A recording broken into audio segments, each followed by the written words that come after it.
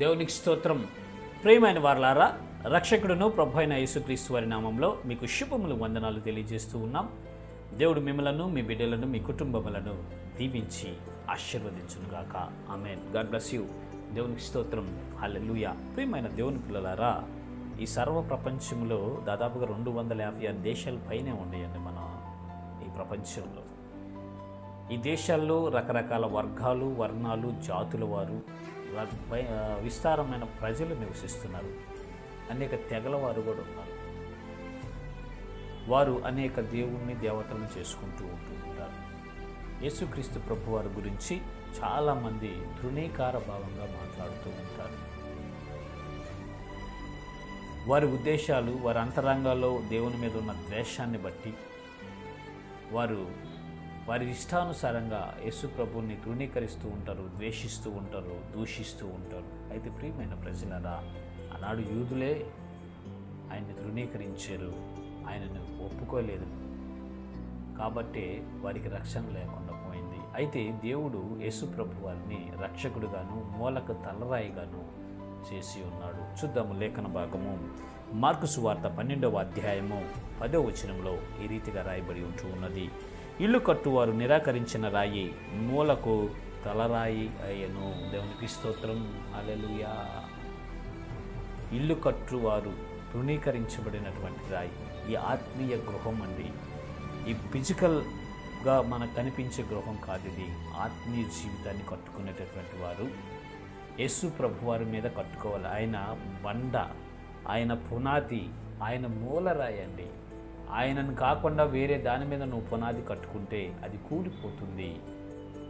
విమర్శ దినమందు, ఉగ్రత దినమందు, అపాయ సమయంలో మీరు నష్టపోతారు, అగ్నికి ఆహుతైపోతారు. ప్రియమైనటువంటి ప్రజలారా, క్రీస్తు అనే బండ మీదే మన ఇల్లు కట్టుకోవాలి. క్రీస్తు అనే పునాది మీదే మనం ఇల్లు కట్టుకోవాలి. చాలామంది నాడు యేసుక్రీస్తు ప్రభు వారిని రక్షకుడుగా అంగీకరించగా వారి స్వనాశనానికి వారే కారణమవుతున్నారండి. ఓ ప్రియమైన ప్రజలారా, మనుషులారా, మీకు మీరే నష్టాన్ని కలిగించుకుంటున్నారు, మీకు మీరే కష్టం తెచ్చుకుంటున్నారు, మీకు మీరే నరకానికి పాత్రులుగా ఎంచుకుంటున్నారు. దయచేసి గమనించండి. యేసు ప్రభు వారి మీద ద్వేషము, దూషణ ఇవి మీకు చేయటం వలన మీకు మీరే నష్టాన్ని కలిగించుకుంటున్నారు. ఆయన రక్షకుడు, ఆయన ప్రేమమయుడు, ఆయన కరుణామూర్తి. ఆయన మనల్ని అందరిని రక్షించడానికి ఈ భూమి మీదకి వచ్చి ఉన్నారు.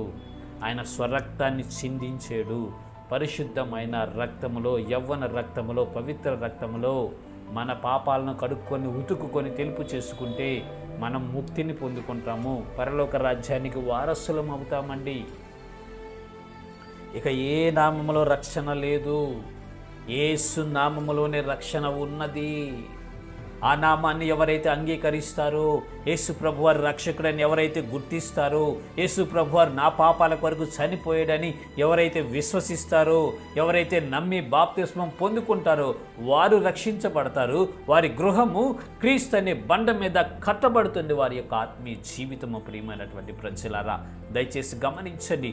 మీరు ఒకవేళ యేసు ప్రభువారిని తృణీకరిస్తున్నారేమో ప్రజలారా, మీ శిక్షకు మీరే కారకులవుతారు. మీ నరకానికి మీరే పాత్రులైపోతారు. ఆ నరకానికి దయచేసి గమనించండి.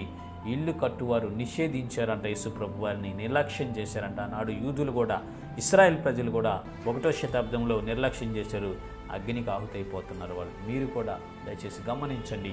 యేసు ప్రభు వారి రక్షకుడు, ఆయన బండ, పునాది ఆయనే. ఆయన మీద మనం ఇల్లు కట్టుకుంటే అది స్థిరంగా ఉంటుంది. స్థిరమైన పునాది కలిగిన వారమై యుగయుగంలో మనము జీవిస్తాము, నిత్య జీవాన్ని అనుభవిస్తాము. ఇటు కృప దేవుడు మనందరికీ కలుగు చేయనుగాక. ఆమేన్. God bless you. దేవునికి స్తోత్రం. హల్లెలూయా. Praise the lord.